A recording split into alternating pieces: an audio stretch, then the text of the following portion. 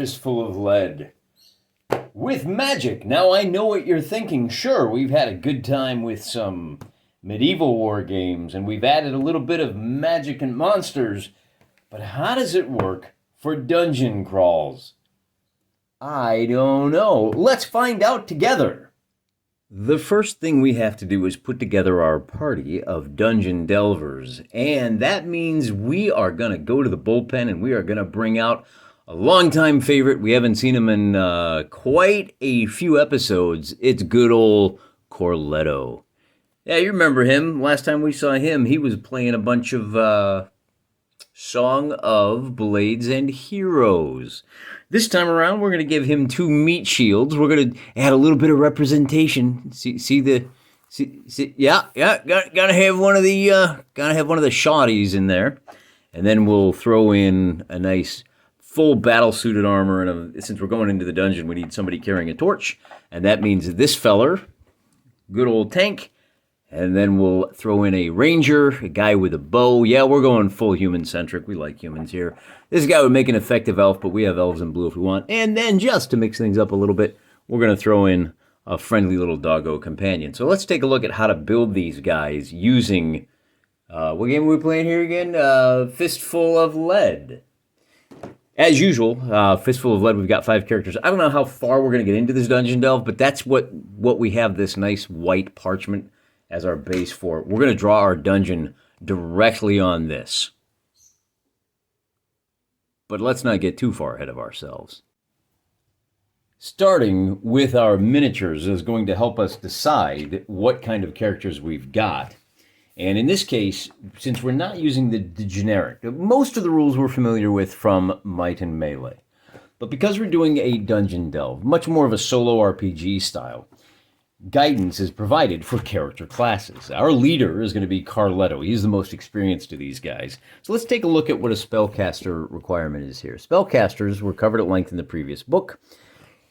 You have to take this first trait, Spellcaster. Any path but Divine, that's reserved for the clerics, of course. And then you can take Cunning, Indomitable, Smart, Weakling. If you want to have a Soul Soarer, if you want to have a sorcerer who's armored up pretty good, he's got fancy footwork, or he's Indomitable, go for it. Well, Indomitable is one of those. You could take Strong, that's fine. Of course, Smart and Weakling. Now, when you take a negative trait, you get to take one more positive. The bonus that you get for using a Spellcaster is that you take 1 randomly selected magic object. So for that, now, we love our random tables, right? We're going to turn over to the Fates what the magic treasure he starts with is, and we'll roll first a d10 on this little chart here.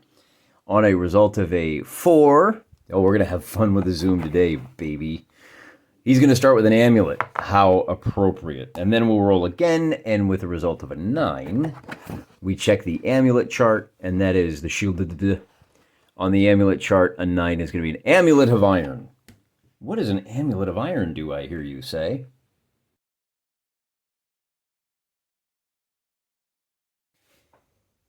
And I know that the lighting isn't all great here. Guess what? We're going into a dungeon. There isn't going to be very good light. A couple of things to be aware of. Our wizard here, Carletto, in the parlance of Fistful of Lead, he is a spellcaster. He is a master, so he's going to be able to succeed on those task rolls fairly easily. But he's also smart, which gives him a +1, and he is cunning. That gives him another task roll. In light of making him weak, I actually went ahead and just took away 2 of his equipment slots. That means I get to take a 4th slot in addition to being a leader. Now, for the rest of the retinue here, I did not use the character classes. I built it as a straight retinue. So we have a sergeant, and that's Sergeant Ironhide here, our big boy with the torch. Now, see, he's got a big old backpack there? Yeah, that's the other piece of equipment I've got to him. We'll get to him in a second. So he only, as a sergeant, he gets 2 traits. So he's a brawler, rerolls his melee roll if he wants to. And he's ferocious, so when he wounds somebody, he gets a +1. He does have the heavy armor and a sword and a torch, and then he's carrying the sack. So if they do find treasure, you have to keep in mind that we are going to be using encumbrance in this. It's the only way to make dungeons make sense. He's got a slot for hauling treasure out, as does our bowman, who also has a sack. And of course, our leader himself, Carletto. He's a wizard. He doesn't need to haul around a whole bunch of heavy armor. On the other hand, one of our our regular retinue members is this. This will be Sister Healbot. Now she does have. We're not playing D&D here, so she is attacking with a sword, and she does have light armor and a shield, so she'll be saving on a 7-up. The guys in the heavy armor will be saving on a 6-up, and then again, David, our guy with the bow, we're gonna call him Bowie, and he's Bowie Dave. He's got light armor, so he's only going to be saving on an 8-up. But he does have the ranged attack, which is nice. And our last little friend there is the doggo. He's an animal. When you take animal as a trait, you pick any other trait, and that's what he's got. So we gave him Bloodthirsty. He's going to have to charge the nearest enemy, but when he does, he is going to get a +1 on his melee, and he is going to get a +1 on his wound roll. I think we're just about ready. Now, this is a very fascinating way to run dungeons. In order to run a dungeon in Monsters and Mazes, you are going to need a regular deck of cards. And I haven't gone through and looked at all of the wonderful little options that you will encounter when you are building a dungeon, a card-based, procedurally based dungeon in Fistful of Lead, Mazes and Monsters. But I want to show you just a regular deck of cards here, okay? And we're going to shuffle this up. Well, hold on now. The first thing we have to do is take out all of our aces, because we're going to basically build a mini deck that will tell us how to lay out our dungeon. So we've taken those out. I'm leaving the jokers in. I don't even know if I'm supposed to. If we're not going to have any use for those, then that's fine. When we turn them over, we'll just swap out another card for those. Do a nice simple cut. And at this point, we're going to go to the rule book and open it up, because there are a couple of little steps you have to go through here. And I want to make sure I get it right. Sometimes we do that. We are going to deal out a pile of 12 cards. 1, 2, 3, 4, 5, 6, 7, 8, 9, 10, 11, 12. All right. Then we are going to shuffle the 4 aces into that pile of cards. We'll shuffle them as much as possible, thoroughly set them. That's going to be level 1 of the dungeon. Then we are going to take 2 additional cards, 1, 2. This will be the second level of our dungeon. And then we're going to take a final card right there, and that is our 3rd level. Set aside for the 2, and 1 for level 3. There you go. Okay, so the next step we do is we set those aside for the moment. So we're going to shuffle up this deck. And there's a delightful little chart inside the rules. With only 16 cards now, that makes the shuffling really good. So what we're going to do is we're going to go through this. And the basically, long story short, the number cards are going to be hallways. The face cards will be chambers or rooms of various types. The size of the number will tell us how big the room or quarter is, and the suit would tell us what kind it is. If we encounter an ace, that's going to be a special room. The first ace that we find will be a quest room. It'll be a special room. We'll take that ace, and then what we do is we take all the discards and put them aside, and we're going to put the quest room, the first ace we encounter finishes level 1 for us. We're going to put those aside, the cards that we've turned over. Then we're going to put our level 2 cards on top of the deck. We'll turn over 1, 2. So we know these aren't aces because all the aces are in level 1, right? When we hit the second ace in our deck, that will be call it the final boss, the end of level 2. And then we'll put this card on top, and then we'll go through until we find that last, well, there's going to be 2 aces. We don't know which one we're going to encounter first. The suit of the aces will tell us what kind of quest or final boss room we have. And when we find that 3rd ace, that will be the final boss for the entire dungeon. Not too bad, huh? So let's take a look real quick at the table that we use to determine what our dungeon setup is. And Jay Wiley has given us some guidance as to how to place rooms and corridors and whatnot. And here's a lovely little table that shows you. So look, our ace of spades will be the quest room. And as I said, 2 through 9, we'll say it's a long passage with a door and a T-junction. Oh, okay. Jack, Queen, and King, small room, no doors. Small, so we have the potential for dead ends. And again, this is looking at the spades. The Queen will be a small hazard room with 1 door And the king will be a large room with no doors. Doors listed rooms in addition to the one for entering the room. So, in other words, if there's no door there, you just hit a dead end. You have to go back through the rest of the dungeon. The hazard rooms can be broken up into various kinds of hazards. And we'll see those as we play through. I think we've done enough talking. I think I'm ready to start rolling some dice and dealing out some cards. Now, bear in mind that the way we're going to do this, you can play this. Now, I'm playing this solo. You can play this with two parties entering a dungeon at different areas. But what we'll do is use our standard fantasy Fistful of Lead deck. Put I'm just going to leave the jokers in. If we come up with a joker, we'll deal something else. So what we'll do is we'll deal out 5 cards, and that will determine, we'll use those cards to determine what order our heroes move in. If we come up with a card that says, hey, you just encountered wandering monsters, we'll turn over another card, and that will tell us at what point in the turn those monsters move. See, so now we have some more uncertainty that we can use to add drama and fun to our solo game. So on each turn, we're going to go ahead and turn over 5 cards for our heroes, and this will tell us what order our heroes move in. Any aces that we turn over for the enemies are going to be treated as 2s of that particular suit. Since we have a Jack of Clubs going first, +1 to close combat, we're going to go ahead and move our dog. Now, as the first character to enter a new part of the dungeon, see, we've just entered Castle Meat Grinder via these stairs. The next thing we do is find out what our first, I'll put this in the discard pile, our first passage is. Oh, look, we start out with a quest room. All right. And that quest room is the Ace of Hearts, which means quest rooms should be designed beforehand. Fortunately, good old Jay Wiley has given us 2 different quests that we can follow. And we're going to roll a D10, and on a 1 through 5, we're going to be raiding the Green Horde. On a 6 through 10, we are going to be going after the House of the Dead. On a result of a 2, it's orcs. The first quest room.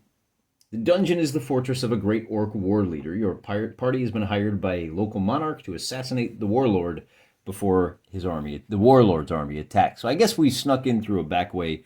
We have now reached a quest room, and this is going to be a first level quest room in the barracks. There are 6 orc regulars here, led by an orc leader. If you defeat them, there is treasure to be found, as well as the key to the next room. Without it, you cannot open the door to the second quest room. There you go. So we need to figure out what kind of room this is, and I need to pull out a total of 7 orc figures. The nice thing about this game, and about miniature wargaming in general, is you can use a nice WYSIWYG system. Our orcs that you see here, you can see just by looking at them what they've got. Now, orcs in general have the bloodthirsty trait. They have to charge into combat, and when they do, they get a +1 on the attack, and they get a +1 to the wound roll. We're going to swap out. You see the guy with the crossbow and the guy with the bow over here? They have +1 to their shoot roll instead. They are led by a champion, that's this fella here, who is also determined in addition to being bloodthirsty. But remember, we activated on our Jack of Clubs. So Doggo charges into melee, and we're going to start off with a melee here between the champion, who is armed with, as you can see, a sword, and our Doggo. Now, the dog does not have any armor, so he's at a bit of a disadvantage, but because he charged, he is going to get that bonus to his combat roll. We're going to roll. He is bloodthirsty, so he gets a +1 to his melee on this first round of combat. I'm going to roll 2 dice. The green die is for the green skin. They both roll D10s, and we get a result of a 1 for our dog, which is a fumble. We get a 7 for the orc, which means the orc has won by 6, except that you have it. Well, in melee, do you have fumble? Normally, you would be disarmed. However, our dog can't be disarmed because he's unarmed to begin with, which means his total roll is going to be a 2 versus 7. We roll for the wound roll on our dog, with difference of 5 is going to be giving us, I believe that is a +2 to the wound roll. On a result of a 5, and no save for Doggo, we did get a 5. He is going to take, is that just one shock? Go to our cheat sheet and double check. Result of a 5 on wounding, he is shaken. And we'll put that right down next to our dog. Now the question becomes, now that our dog has finished his turn, when do the orcs act? And I'm going to draw 2 cards. I'm going to draw one for the champion, and he's going to go on the jacks. And then I'm going to draw a card for everybody else, is going to go on the 5s. The champion, in other words, goes right now. Champion has, you know what I just remembered? Champion gets a +1. So we're going to fight another round of melee. The champion now is going to have +2 to his roll. 1 for the sword, and 1 because he is bloodthirsty. I forgot he gets a plus. You know what else I forgot? Because he's bloodthirsty, he gets a +1 on his wound roll. And that +1 on his wound roll is going to take our poor dog up to wounded instead of shocked. Wait. It was a 7-1. It was a 7-2. 8-2. Yep. +1 on the wound roll means our poor dog is going to be down on the ground and is going to be suffering from a -1. Our green die is going to be at a total of +1, and our poor dog is going to be at -1. Our poor doggo, it's going to be a 5. The orc leader becomes a 5, and the dog becomes a 4. That is a loss of 1. So our wound roll will be at a total of +1 for the bloodthirsty. And a result of a 2 means that our poor dog now gets a point of shock. Who is going to go? Oh, you know what? Our dog, I forgot, was at +1 to close combat, which takes that differential still down to 5. Yeah, no change for that. Now we have to figure out who's going to go next, and I think you need to go quick. Well, wait a minute. See, the nice thing about playing, we can move everybody on any turn we want. I think we're going to use this ace as a jack of clubs, which gives somebody an additional +1. We'll rush our tank up to fight the boss man there. And because there are 2 people in combat, we're going to have to roll 2 hero dice. And this time we're going to use a blue die for our tank. He charged into melee, so he's going to be at a +1. He rolls really poorly on his first roll, but remember, our sergeant is a brawler. He gets a re-roll, and this time he gets a 2, which is not great, but he is going to be at a total of +1 for the sword, +1 for the charge. He is at a total of +2. So this die becomes a 4. Doggo is going to be at a -2, so his becomes a 2. That's -1 for the wound, -1 for the shock. Our hero goes up to 4, and our boss man is at -1 because he is being double teamed. Even though the guy's, I don't think the guy on the ground counts for that. So he's going to stay at a 2. He's going to go up to a 3 because he has his sword as well. So that is the result. So if we compare the 2, I got that backwards. The orc is going to be at a 3. And our poor doggo is going to be at a total of 0. No, +1, -1. So the orc goes to 2, and our dog goes from a 2 to a 0.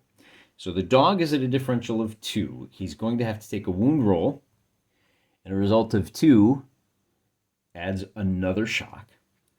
But our champion now is beat by 2, and he's beaten by a guy who is ferocious. So we're going to have a +1 to this roll. And we get a result of a 3, so he is going to take 1 shock, except he has light armor. So on an 8 up, and we get an 8, that is reduced down to nothing. All right, then with a +1, does that make any difference? No, it does not. Basically, this becomes a 5, which is a differential of 3, which gives him a +1, which takes this roll up to still remaining in shock. That's going to be it. Maybe we should have thrown a spell down. Well, hey, you know what we're going to do? We're going to throw a spell down with this 7 card. It's time for Carletto to show you how the boom boom works. He is going to cast a spell called Magical Arrow. It only costs 1 action to cast. He's going to go ahead and cast it this guy. And because he's casting on a heart, the Path of Light, that grants him a +1. In addition to that, he's going to be at a +1. Does spellcasting count as a task? I think it does. So we're going to give him a total of +2. Plus, he gets the reroll for casting the spell on a 7. This spell has a range of 18, and basically, if we roll, that's a good question. This is one thing I should look up. The master here, the master level, he has to cast. He needs to get a 3 or better on a D10, and with a +2, he can't miss. He succeeds with, let's see, the target is hit. Roll on the wound chart. Now, he only needed a 3, and this is the other question. Because he only needed a 3, success means a natural 1 is really bad.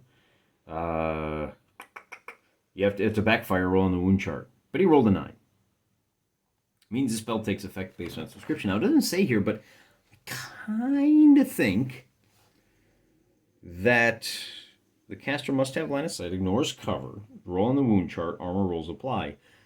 He needed a 3 up, and he got an 11, which means he succeeded by 8. Does that mean he gets a bonus to the wound chart? Remember, this will affect not just us, but if we encounter any Orca shamans, it will affect them too. I think we want to do that, though. I think a big hit deserves a reward. And on an 8 or better, it's going to be a +3 to that wound chart. And we haven't used our reroll yet. So we get a total of 13, and that magic arrow just completely zots this guy out of the game. Well done, Carletto. Then we're going to use our... Oh, I kind of went too fast. We should have used our 8 first to fire an arrow at this fella right here. Our bowman is at short range, which means he hits on a 5. He rolls a 1, and he is going to have to spend it. So he spent 2 actions, but he has busted his bow. He's going to have to spend next turn fixing it. Then we have the 5 of diamonds goes next. That is our healer, and she's going to rush up and attempt to heal our dog. Oh, wait, do you have to spend 2 actions for that? The healer needs... let me double check the rules on that skill, which is in the basic might and melee. If I know the task is a 5 up, you must move next to and expend an action to roll. Yep, so we're on a 5 up. And we roll a 1, which means we do an additional wound. Wow, we're doing great here, guys. We're just doing so good. This might be a pretty short dungeon delve. Maybe old Mr. Wargaming needs to leave the dungeons to somebody else. The wound is inflicted by mistake. All right. Then the rest of the orcs get to go. So we managed to take out a total of 1 orc with our entire team. Well done. Now the rest of the orcs get to go, and it's going to be bad news bears. We're going to take 2 shots with these guys, and we'll take a shot at the nearest unengaged people, which means we're firing 1 here, and that's going to be hitting on, well, a 0 is definitely a hit. And over here, we're going to shooting at Carletto. And a 1 means this guy has busted his bow, so at least everybody is terrible. We got to roll for her. So that is going to be a basic roll, and on a result of a 4, she is shocked.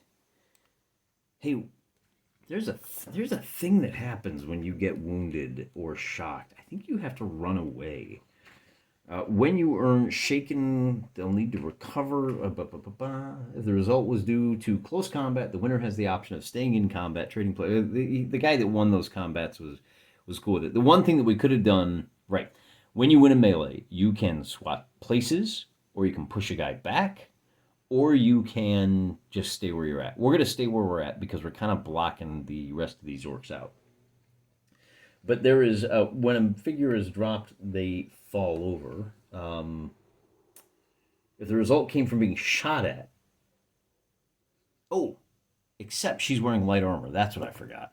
On a result of a 3, nothing happens. She needs to roll a 7 or better to catch that arrow on her shield.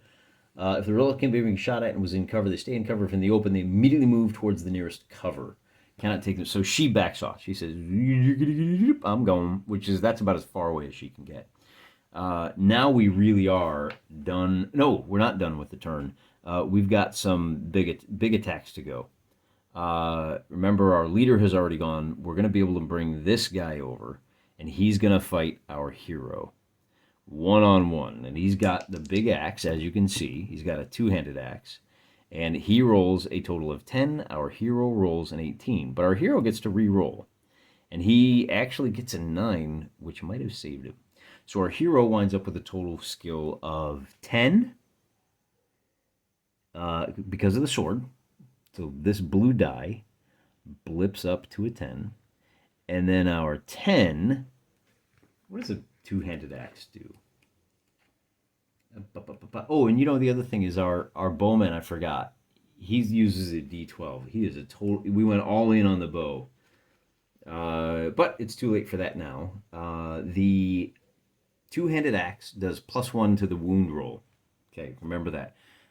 Because he charged, he gets a +1. He wins by 1 and gets to make a wound roll against our sergeant. A result of 5 becomes a 6 because of the axe. And then our big boy is going to roll for his save. He is in heavy armor. He saves on a 6-up. And on a 9, he turns that wound into a shock. Our orc says, you know what? We are going to trade places. And I'm not just saying that because it cleans up our mess down here. It also puts him in a bad position because he's just about to get jumped by the guy behind him. So we trade places. And worse for him, our tank is now shocked. So the second guy is going to pile in. And now our tank is fighting at a total bonus of 0. We're going to roll blue die for our hero. No, we'll roll the red die for our hero this time. And the gem dice are for the orcs. The blue is for the axe. Our hero manages to roll an 8 compared to a 4 and a 1. The Axeman rolls a 4. The 8, because of the shock, drops to a 7. No, it stays at an 8 because he's at +1. Now, we could re-roll, but we like 8. We're going to hold right there. These both go up by 1, so we got a 5 and a 2. So the result of a 3 on our axe fella, he's going to take a wound, and he gets a total of 4. Do we have any? Oh, that becomes a 5. That's a shock. But with a light armor on an 8-up, oh, it's a 3. That's nothing. So this axe orc gets a shock. The guy with the sword that piled in, that triggered this whole thing, rolls a 5. For him, he takes a shock unless he makes a save. On a 7, he does not. So a couple of guys take shock, and our tank is going to say, you know what? That's my job, is to go tanking. I'm going to trade places. Boy, things are getting a little messy in here, aren't they? We'll put this guy and this guy, and then we need one more shock for our tank. So we got 3 guys that are pretty shocked. But we're not done with the orcs yet. The good news is he's only in contact with 1 orc, so when this guy comes over, and this is the last orc to attack, we're still going to be at 2-on-1, and the gem dice, the green gem will be at -1 for the shock. So the green gem is at a 2. He is at -1 for the shock, +1 for the sword. He stays at a 2. The guy that charged in is going to be at a 1. Normally you drop your weapons. I'm not going to use that rule today because I don't have enough tokens. I got too much to track. Besides, he's going to go up to a 2 for the charge and a 3 for the sword. And our tank, so this becomes a 3. Our tank is at +1, -1, stays at a 6, wins by 3. So this guy is going to take a wound at +1, +2, and a 5 is going to be a shock unless he can roll a 7 or better. He is now shocked. And our tank says, yeah, I'm going to trade places with you too. Alternatively, he could shove him back 2 inches. But now he's really just kind of, wow, what a swirling melee we got going on here, huh? The last thing we have to do is with a 4, we're going to roll for this guy with a wound, and we're rolling a 7 plus 1 for the ferociousness here becomes an 8, and on an 8, I think that guy goes down with a wound. Result of an 8 is wounded, unless he makes his armor check, and with the light armor he needs an 8 up. He failed, which means he goes down with a wound. And I kind of think moving forward, the smart play here is to expand the room for the combat, because we're really piling up. The good news is we're done. Everybody has had their action for the turn, so at least we can pick up our cards. Okay, so let's see if we get something more fun. A 5 and a 3, and our heroes are going to get the Queen, 8, 4, Jack, and a 6. All right. Man, did they need that. So who are we going to go with first? The Queen removes all shock. So do we want to remove the shock from the doggo? Stand him up.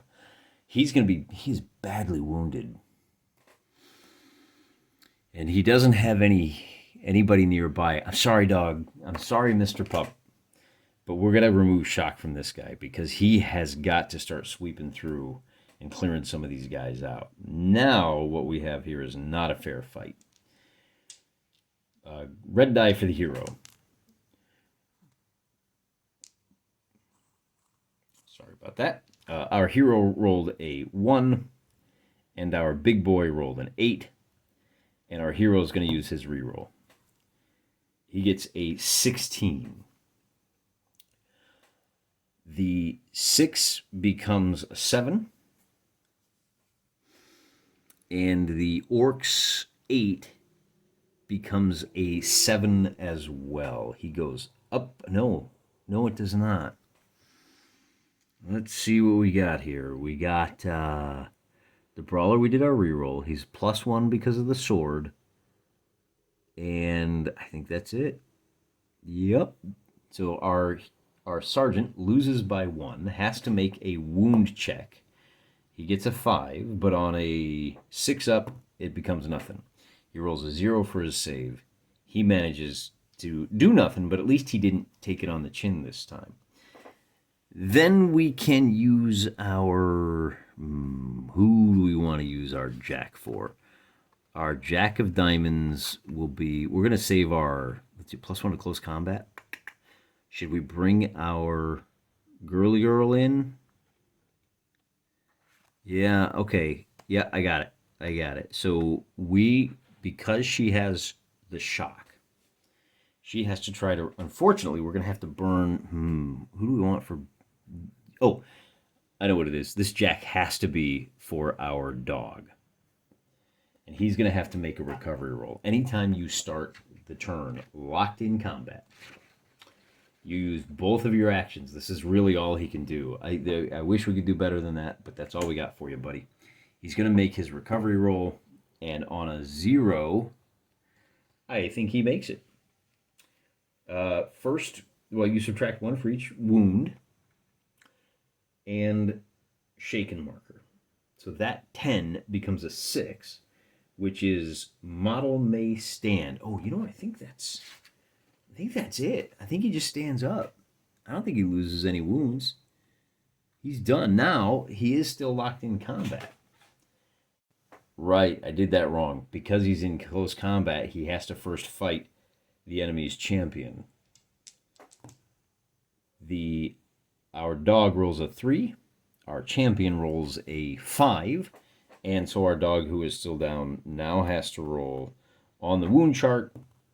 And a 0 means, oh, man, they killed our dog. So on his turn, our dog managed to delay them somewhat. Oh, he's laying down. We'll take him out of the fight, too. And now it's Carletto's turn to fire off a spell with the 8. And he is going to target that champion there. Because Carletto is the leader... we're going to do it right this time. We're going to roll the d12, and he gets a total of 2. We're going to use the reroll, and we get a 2. So 2, he needs to get a 3 or better. Now he is smart, so he barely gets it off, but he does get to make it, so he barely gets it off. He shoots the champion with his arrow, and he's going to roll for a straight wound roll, and on a result of a 6, this guy is going to go down with his first wound. Then it's going to be activating on the 6, which means reload. So he's going to automatically repair and reload, and he's going to get to take a shot at this guy who is not in any combat. So we just roll for the d12 to see if he hits, and all he needs is a 5. He gets a 4 plus 1 because he's a bowman, and that means we get to make a wound check on this guy. And on a result of a 9, this orc is out of the fight. Now we're really doing something. Unfortunately, the orcs are going to get to go on the 5 of diamonds. And we're going to go ahead and use we're going to fire an arrow. We're going to fire 2 arrows at Carletto, one with a crossbow, one with a regular bow. Each of these guys are firing at close range. They both need, we gave them +1 shooting, so they both just need a 4 or better.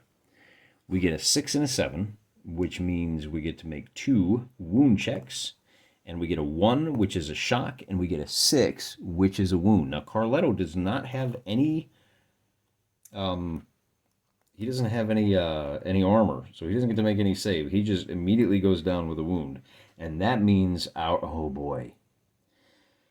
But we're not done yet, because this orc has to try to fight our hero, and he gets a 1. Our hero gets a 10. That means it's going to be a wound roll at plus a whole bunch. We get a result of a 9 plus a whole bunch. This orc is now out of the fight. Man, this is kind of a swingy game, right? Turn 1, it was just stacking up those wounds. This last guy has to try to make his recovery check, and he's not in combat at all. So we roll, and on a result of a 2, -1 for the... This is recovery from wound. So he is at -1 for each wounded shaken. The 2 becomes a 0. If you're wounded and you fail that badly, you are out of the game. And I think, is that the end of the turn? It is not, because our hero still has to, or not our hero, we've got 2 actions left. Our cleric is going to have to try to recover from being shaken. She rolls and gets a 4. -1 is a 3. Normally she'd be at +1 because of the wizard. In this case, she doesn't get that. So the result of a 3 on the recovering from shock is going to be still shaken. And I think that's all she can do for now. She's got to recover her courage, which means he's going to try to recover. And on a result of a 7, -1 gives him a 6. And on a 6, he can stand up. Model may stand. But he's still wounded. Okay, so we're into the turn. We got to shuffle those dice again. Shuffle the dice. We got to shuffle those cards. It is now down to a 3-on-4 fight. Kind of a static shot today, I know, but what are you going to do? For our orcs, we're getting a jack and a 6. For our heroes, we're only going to deal out 4 this time around. And, no jokers. We don't do any jokers on the activation. There we go. The orcs are going to get to go first. And they're going to have to decide whether they want to recover the boss man first. Let's see, what do we got here? We got a jack with +1 close combat. He is going to charge into close combat with Carletto here. This is the smart play. He's going to be at a total of +1, +2 on the combat. Carletto is going to roll a d12 for his melee. So it's +2 to the orc, and Carletto is at... Okay, so it's a charge and a sword for +1. But he's wounded at -1, so a total of +1 for the orc. Carletto is going to be at -2. The orc gets a total of 2. Our leader gets a total of 7 for differential of 5. Because he won the combat, our leader can stand up. And we're going to roll on the wound chart with a total of +2 to the roll. And of course we get a 1. which is, hey, it ain't nothing.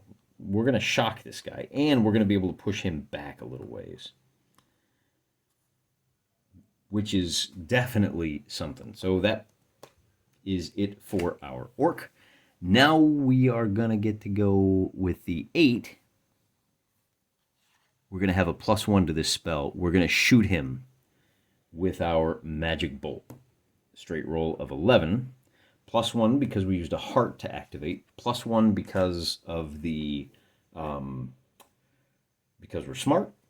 It's a total of +2. -2 because we're hurt and we're shot. Oh, God, come to think of it, this is a recovery from shock. And that is going to be not shaken.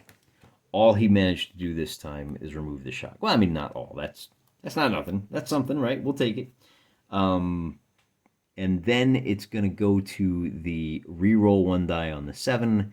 We're going to charge our big boy in on that. So he's going to get a total of 2 rerolls on this melee. Let's just go ahead and roll them first, and we'll see what all of our... So we got an 11. We're going to use our reroll. A 7 is pretty darn good. So the 7, because of the sword, goes up to 8. And then because of the charge, it goes up to 9. So our big boy gets a total of 9, and he is going to be at a 0 because of his 2 wounds. Differential of 9 means on the wound check, we are going to be at a total of +3 to that roll. We'll roll up here. We get a 10, which puts him out of action unless his armor protects him. And with light armor, you need an 8 or better. He does not get it, and now the champion is out of the fight. Then we're going to use the... Oh, we probably should have used this.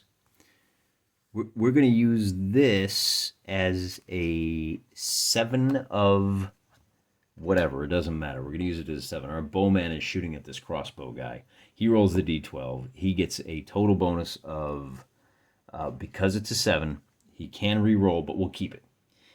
That's going to be a total of +1 for the shooting, but -1 because he's shooting across the furniture there. We'll say this guy is taking cover. We still get a 7. He only needs a 5 to hit. That's a hit. Rolling on the wound chart, and a result of a 2 puts a shock on this guy. So he's at least going to have to recover from that shock. Then it's going to be but...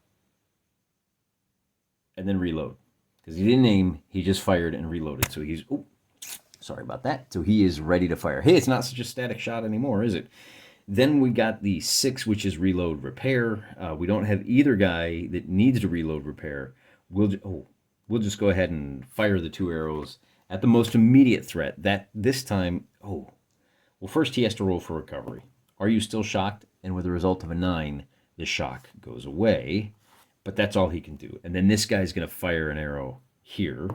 He's going to get a result of a 9. We roll on the wound chart for a 10 out of action unless he can make his armor save of 6 or better, which he cannot. So that arrow takes our sergeant in the back. And what a deadly game this is, isn't it? We have one more person ready to go. That is our healer bot, who is going to roll a 2, +1 because she is near our leader, -1 because... she is shocked, and that 2 means she is still shaken. Good job. Moving on to the next turn. Pick up our cards, and it's going to be 1 card for the orcs and 3 for our heroes. MVP definitely goes to our spellcaster. That 3 up to succeed is pretty huge, isn't it? The orcs get a 3. Our heroes get a 10, 6, and a 9. No hearts, so we're not going to get any help on the spell casting, but we at least get to go 3 times. That helps. And we do have a reload repair on one of these. We'll go ahead and use the 10. We're going to cast another Zot spell. And this time we get a big up with a result of a 10.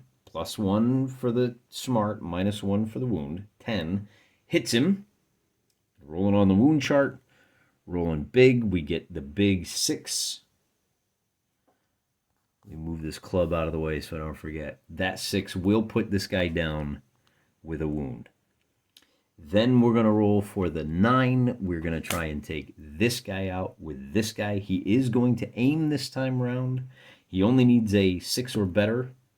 He gets a 9, 10, 11, so he definitely hits. And on the wound check, we get a shocked, which buys us a little bit of time. Because on the, well, first of all, we got to roll for recovery for our cleric. She is going to be at a +1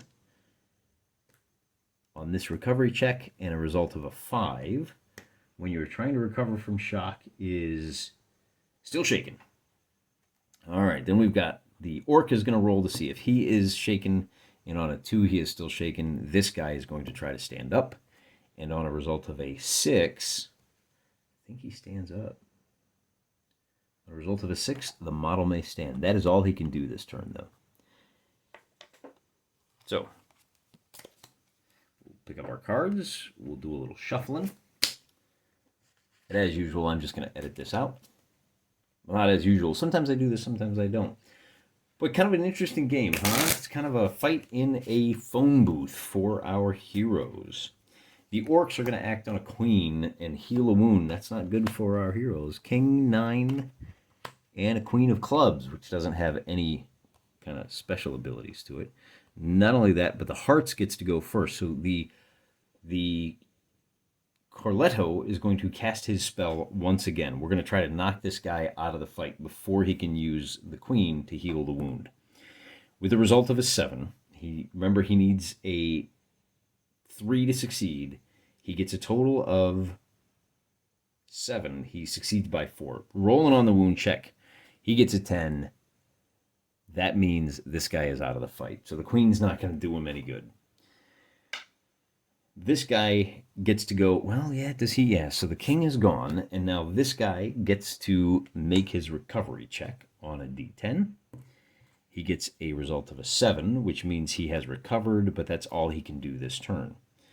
Then our bowman is going to go on the queen, and remember he has to reload because he aimed last turn. So we'll roll to see if we hit, and on a result of a 12, we do. Then we roll to wound. And on a result of a 2, all we do is shock this guy, and then we're going to try to recover our cleric. And on a result of a 7, she finally recovers her wits, and she is ready to get at him. Remember, she's a bit of a melee combat guy. Her only skill is healing, but she does have armor, and she does have the... what's the other thing I'm looking for? She does have that sheet, well, the armor, the shield, and the sword. No particular skills to speak of, but that's okay, because he is still shocked. And as usual, I'll deal my orc first. Reload repair. Well, that might come in handy. 7, 5, and a king. All right, so we are going to use the king first to fire an arrow. We're going to reload and fire. And if that doesn't work, we're going to cast our standard spell. So first we roll to fire. We get a result of a 12. We roll to wound. And a result of a 6 is going to, I think that 6 on the wound chart? Is that what we're looking for? Yeah, he's wounded, so he goes down. Then we're going to bring Carletto over, staying inside the room, and he's going to cast his spell. And on a result of a 9, he's going to hit. And on his wound check, he's going to get a 7 on a wound, +1 for each wound already sustained. That becomes an 8. So that is the second wound for this guy. And then our sweetheart down here is going to rush over. Well, we should probably check our movement ranges, shouldn't we? She is only going to be able to move to protect our leader. Oh. But, oh, you know, we get to re-roll 1 die. Should we re-roll that wound check? That might be worthwhile, huh? Let's re-roll that wound. We get a 3, we get a 4, he becomes shocked instead. Yeah, let's not do that. Let's just get this over with as soon as possible. He's going to make his recovery check, and on a result of a 7, 8, 9, 10, I mean, no matter what we had done, if he was only shocked, he would still have all the same modifiers. He's out of the fight. Okay, so we just went through about a 40-minute fight. It was a 7-on-5, and we lost 3 of our heroes. That was not pretty. I probably need to go through and recheck Carletto's spell abilities. There may be some more group shots that he could be doing. He may be. It may be possible that he can fire off 2 of those magic bolts per turn if he doesn't move, because each spell only takes 1 action. It's gonna be pretty nasty moving forward. Then he's out of the fight as well. But I did want to go through the process of figuring out one more thing, because after you have finished your quest room, you've got you get a treasure. This is a simple matter of rolling a d10, and 1 through 7 you get a bag of gold worth renown. Renown is the game's currency for experience points. On an 8 or a 10, you get a magical treasure. We got a 3, which means we got a small bag of gold. They're described in renown, covers personal glory. Coins are heavy, especially a lot of coins. Each point of renown takes up an equipment slot. So 1 equipment slot. So that's where we have 2 guys that are capable of carrying it. Carletto has 1 gold, or renown, if you will, and he can cart that out of the dungeon. And we are done with that room. Now let's real quick take a look-see, shall we? Let me bring the dungeon deck back in. As you will recall, we have a pair of cards for dungeon level 2, and those now go here. Now we know these first 2 cards are not an ace because we had the aces all shuffled down into this deck. So we are going to rest, and when you rest, you repair all of your equipment, you pick up your dropped items, and I'm going to move these benches out of the way here, and then we move up to the door, and if you are playing a multiplayer game, bad things can happen based on what the other player does to you. But since we're not, I'm just going to deal out 3 more cards for our heroes, a king, an 8, and an 8. So whoever has the king is going to go first, and we're going to send our healer in to find out what this next card is. In this case, it's a 3 of hearts. So we finally get to do a little bit of dungeon exploring. I was hoping to do a little bit more of this before the first combat, but the cards just didn't cooperate, which is okay. That is a 3 of hearts, and checking our passage, we have a short passage with no doors and a left turn. I could show you the chart, but you could just take my word for it. Short passage, left turn, no doors.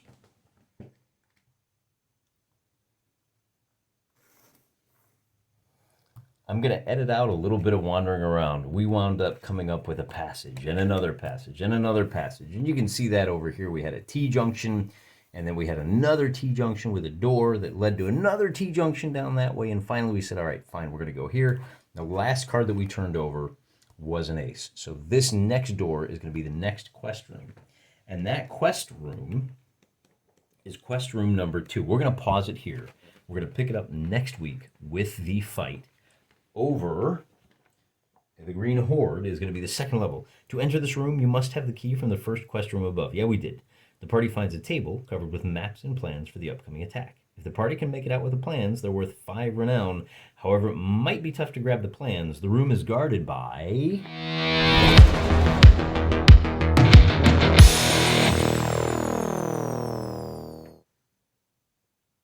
I'm praying for you.